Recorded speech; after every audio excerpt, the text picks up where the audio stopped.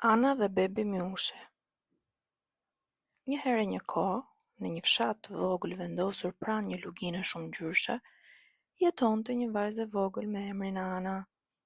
Ana ishte një fëmijë shumë i zgjuar dhe kurioz, i jetur për të eksploruar botën rreth saj. I pëlqente të vraponte nëpër livadhe, të ndiqte flutrat dhe të luante me miqtë e saj. Në një mëngjes me diell, teksa Ana luante pranë një porroji, ajo u ndesh me një miush të vogël i cili dukej se kishte thyer krahun dhe gjendej i shtrirë në tokë.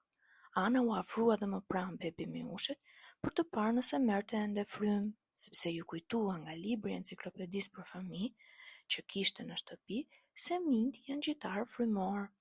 Pasi u sigurua se bebi miushi merrte ende frym, u përpoq ta pyeste miushin për emrin dhe se si kishte përfunduar aty. Por pa përgjigje, zemra e Anës ishte mbushur me dëmshuri, ndërkohë që vendosi ta merrte butësisht miushin e lënduar në duart e saj. E vendosur për ta ndihmuar, ajo kujtua për doktor Gerten, doktore për fëmijë i fshatit. Mendoi se ai me patjetër do i njihte bebi miushin, sepse në vizitën e fundit i kishte bërë përshtypje se si doktori njihte emrat e të gjithë fëmijëve dhe prindërve të tyre, madje dinte edhe vendin nga vinën dhe se ku jetonte gjithë secili. Doktor Gerti e dëgjoi me vëmendje dhe ngazëllim historinë e Anës.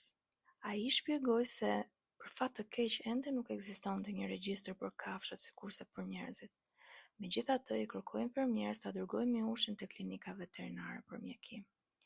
Ai vijoi të shpjegonte Anës se ashtu si miushi i vogël i lënduar, çdo qenie në botë meriton dashuri, kujdes dhe mbrojtje, veçanërisht bebat e fëmijët, por fatkeqësisht nuk ndodh gjithnjë kështu.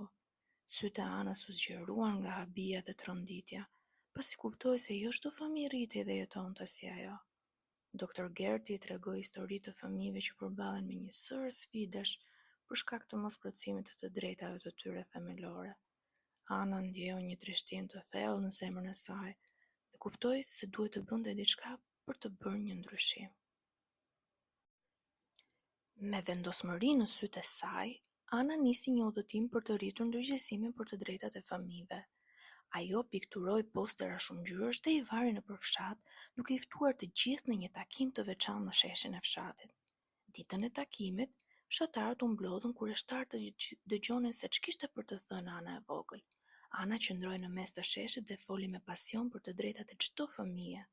Ajo tregoi histori të fëmijëve që kishin kaluar rrethana tepër të vështira dhe theksoi rëndësinë e jetës dhe identitetit për bebat dhe fëmijët. Fjalët e Anës prekën thellë në shpirtat e nënave dhe baballarëve, por jo vetëm. Të gjithë fshatarët u zëtuan ta mbështesin kauzën e saj. Ata e përhapën mesazhin larg e gjerë dhe shumë shpejt edhe njerëz nga fshatrat fqinj u bashkuan në këtë përpjekje. Lëvizja u rrit aq shumë, duke tërhequr vëmendjen e udhëheqësve dhe vendimtarëve nga vende të largëta, por mbi të gjitha, fjala arriti tek mbretëresha Zemërmirë. Mbretëresha e ftoi Anën në pallatin mbretëror. Vajza e vogël e shoqëruar nga miqtë e saj dhe fshatarët udhëtoi për në pallatin e madh, ku mbretëresha dëgjoi me vëmendje historinë dhe përvojat e Anës.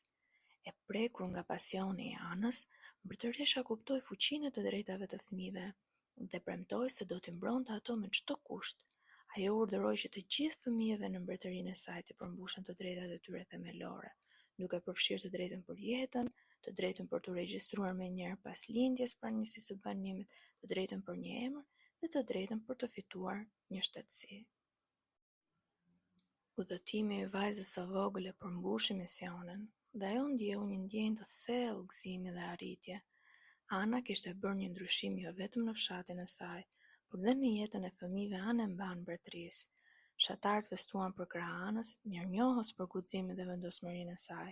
Vajza e vogël u shkëput prej tyre për një çast, e ndërsa në qellin me re po shfaqej hëna, Ana mbante në duar miushin e vogël që tashmë kishte shpëtuar, duke i përshpëritur fjalën kurajimi, e bindur se ashtu si miushi, çdo fëmijë në botë meriton një shans për një të ardhme të bukur dhe të lumtur. Jeta dhe identiteti unik janë elementë që duhen njohur dhe respektuar. në mënyrë që një fëmijë të ketë shansin të zbulojë dhe shpalosë potencialin e tij në botë. Kjo histori më shkas nga rëndësia e njohjes së zbatimit të Konventit të Drejtave të Fëmijës, Neni 1, 6, 7 dhe 8.